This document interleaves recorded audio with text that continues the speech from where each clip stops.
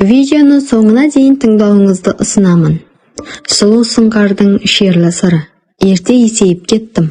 Есеймесіме теледидар жасырынып барып көретін бейнефильм. Махаббат машақатын түрлендіріп жазатын газеттер ақ қоймады. Солар сезімімді түрткілеп оятты. 13-14 жасымда боянып, айна алдында көп уақытымды өткізіп таранып сылана бастадым. Сондай алып-ұшпа сезімнен соң айна құрғырға қайта-қайта қараймын. Суреттерімді ақтарып көремін. Ажар жүзімнің кейбір құрбыларымнан әрлілеу екенін байқадым. Ал фигурам мынауски. Бұлай деп бірінші рет мектепте дене тәрбиесінен сабақ беретін Бағжан ағайымыз айтты. Алғашында айтқаны біртүрлі құлаққа түрпідей тиген. Соған қарамай, менің ішкі дүниемде түсініксіздеу бұла сезім оянды. Енді мен айнаға боянып тарану үшін емес, өз денемді көру үшін қарайтынмын. Сөйтсем, кеудем әжептәуір ісіп қалған, уыз толатындай топ-томпақ. Ұшы қызғылт, кіндігім сәбидің бармағындай ойық, балтырым аққайыңдай түзу. Жалпы денемнің түсі ақсары, етім балбыраған жұмсақты емес, көнтәрі қатқалды емес, өте тартымды. Мұны ағайымның сөзінен кейін өз денемнің әр жерін сипалап көріп байқадым ғой. Сонымен не керек, әлгі сөз менің киім киісіме де әсер етті. Тоқ балтырымды жалтыратып неғұрлым ашық ұстағанды ұната бастадым. Кеудемді де қос анарымның әппақ томпиған жоғарғы жақ беті көрінгенге дейін жалаңаштап қоямын. Құдай берген нәрсенің несін жасырасың, деп тағы да сол Бағжан ағайым айтты. Өзі бар ғой, оның айтқаны құлағыма майдай жағады. Маған жымиып қарайды. Сөйтеді де жанарымен тұла бойымды тінткілеп шығады. Содан ба, әлде басқа сезім бе, әйтеуір денемді етіп, іште әлде бір бұлқыныс пайда болады. Не керек, жаныма жайлы тәнімді шымырлатып әкететін бір күйге енемін. Бірақ сол күй, сол сезім шолтаң етіп, тез аяқталады да толық рахат көңіл күй таба алмай қаламын. Сондықтан болар, әлгінде еркектік көзқарасты аңсай беремін. Сол аңсаумен ерікті алған, сол құмарлықпен 2-3 жыл зымырап өте шықты. 11-ші сыныпта оқып жүрген кезім, күз айы, күн жылы айнала сары ала қызғылт түсті жапыраққа оранып, табиғат көркі түрленіп сылқым сұлулыққа бөленген. Саябаққа барсаң көретінің қолтықтасқан қос жігіт. Бір-біріне ғашық жандар не деген көп еді. Бәрі бақытты бола қалған. Менің де солар секілді өмір сүргім келеді. Қалай, болықсып бойжетсем де жігіт құшағын көрмегенмін.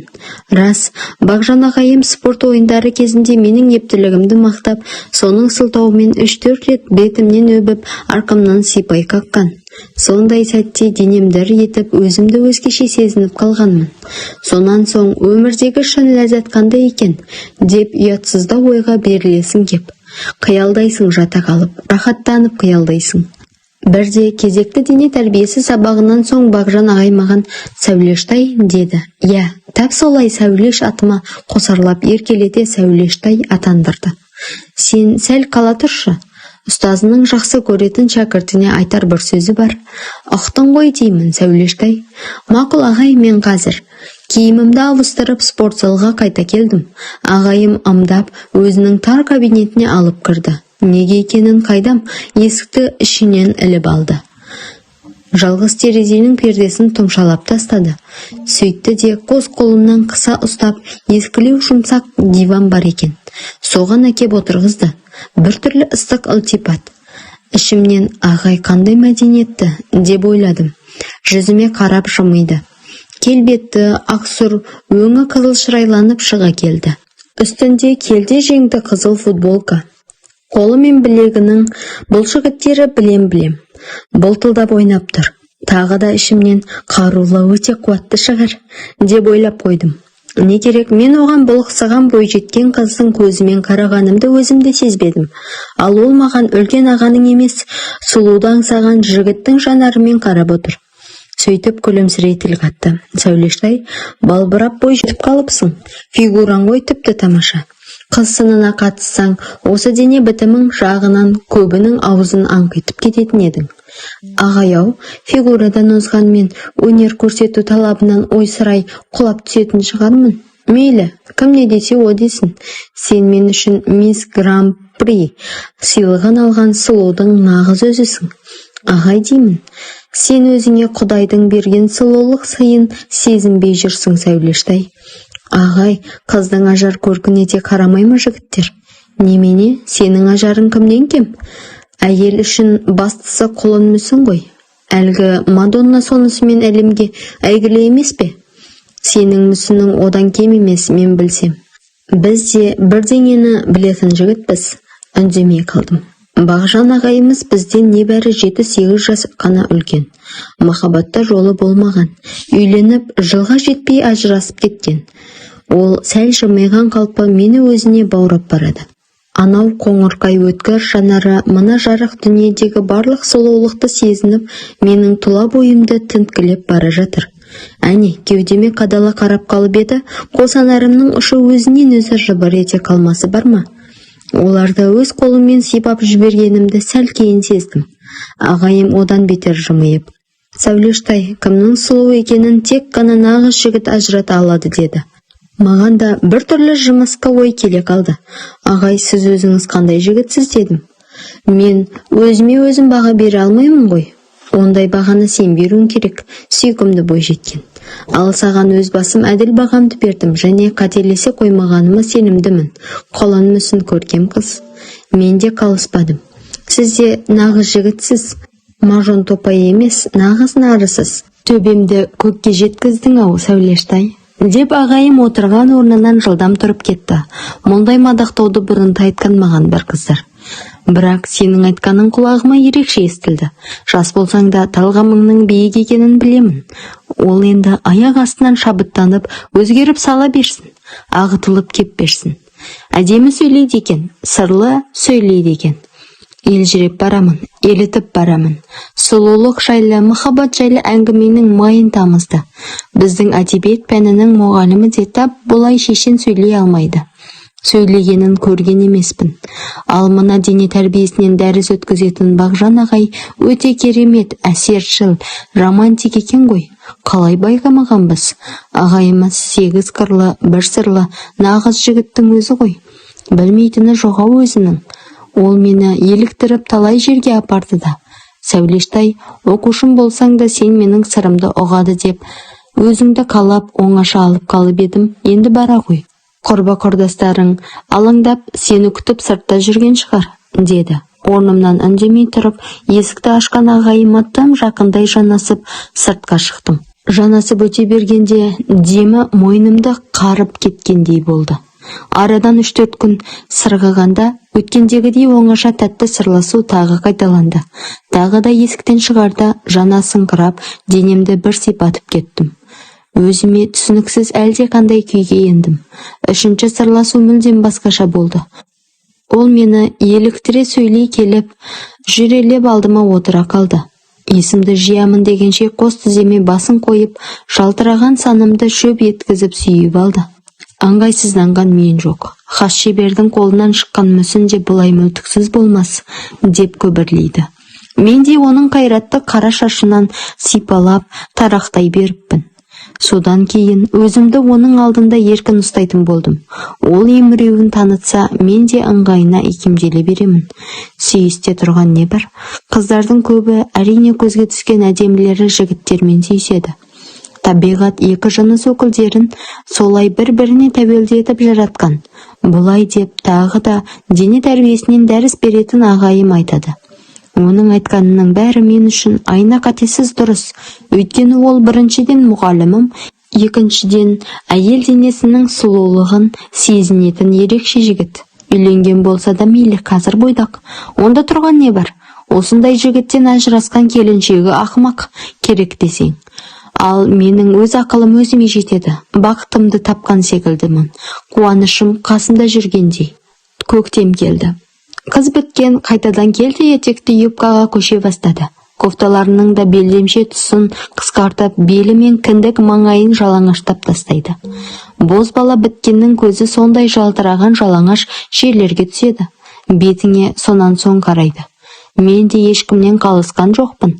Бағжан мені аймалауын жиілетті. Оны басқалардың көзінше ағай деп сызылғаныммен оңашада тар кабинетте отырғанда жаным, күнім дейтін болдым. Бұлай айтуды да үйреткен ағайымның өзі. Сәулештай, мен иномарка, дәлірек айтсам Мазда деген машина сатып алдым. Көп мінілмеген, Құдай қаласа соған бірінші болып сен мінесің. Осы жексенбіге дайындал, Қаратаудың етегіне барып демалып қайтамыз. Тау суына шомыламыз деді. Қуанып кеттім. Жұрттың бәрі табиғат аясына шығып, серуен салып, тынығып жүрген кез.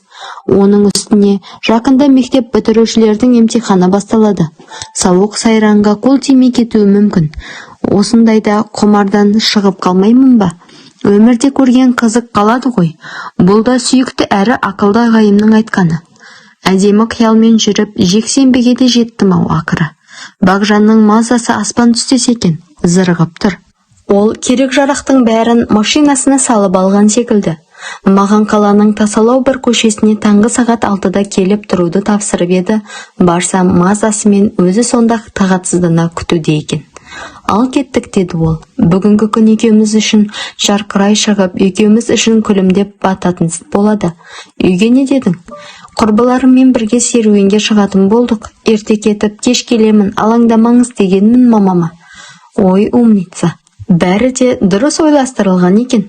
Мен бүгін қандай бақыттымын. Қасымда қазақтың Мадоннасы. Ал сол әйелдің жалаңаш денесі маған ұнамайды. Деп қалдым мен ойымды ашық айтып. Бәлкім, сенің ойың дұрыста шығар. Ол әйелдің денесіне емес, суреттің дәлдігіне, адамға берер әсеріне байланысты жоғарғы баға берілген. Суретте әйел мінезі бар. Сондықтан бұл өнер туындысы ең озық үлгілердің қатарына жатады. Мазда қаладан шығып, Қаратаудың теріскей бетіндегі сілемдерін бетке алып зымырап келеді. Солай, Бағжан менің құлағыма жағатын әңгімелерді тынбай айтып келеді. Бәсең дауыстағы музыка екеуміздің әсерімізді үстемелей түседі. Ол мені балиғат жасынан соң өзіне жар етіп алатынын да айтты. Әңгімелерін байқасам өзі бизнесмен, көп ақшалы жігіт сияқты.